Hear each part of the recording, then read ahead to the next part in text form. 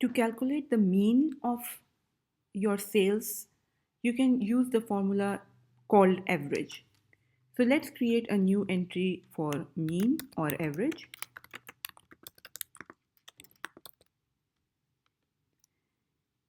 And let's start with calculating the values for all stores. Like before, you start with equal to, and then you give the formula average. You can hit enter and autocomplete. And as before, you need to calculate of which range you want to know the average of. You go to raw data and you select column D, which is representing sales, and you hit enter. And here your average is coming out to be 5,545 euros. It's quite possible that since in this column we are selecting all the data points with a number of stores which are equal to 0, it might be a good idea to also apply the same formula for only those stores which are open.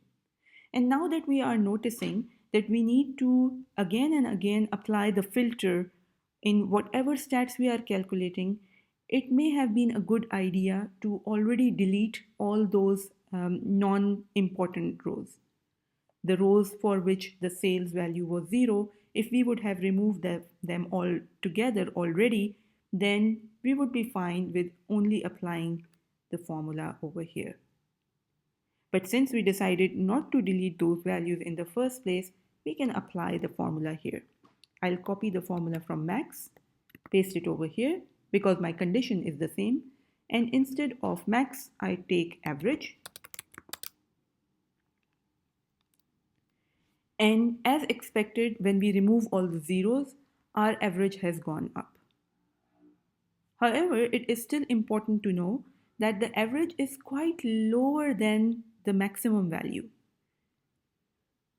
Now we need to see why there is, number one, a difference between the minimum and maximum value, which is from 612 to 38,000, and also why there is such a huge difference between the average store sales, which is 6,694, versus the maximum sales of the store, which is 38,000.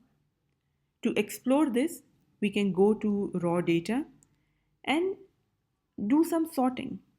So let's sort our data according to our sales, but this time in the descending order, so that we have our sales information on the top. And what instantly catches our eye is that the promotion is continuously 1 for all these stores. A few zeros are there here and there, but mostly our values for all these top performing stores, the top sales, the promo is 1.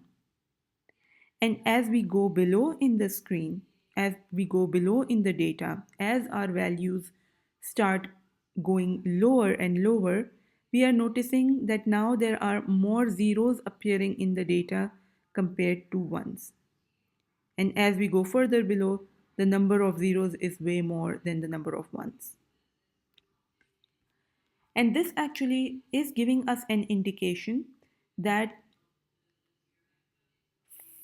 promotion is having a huge impact on sales.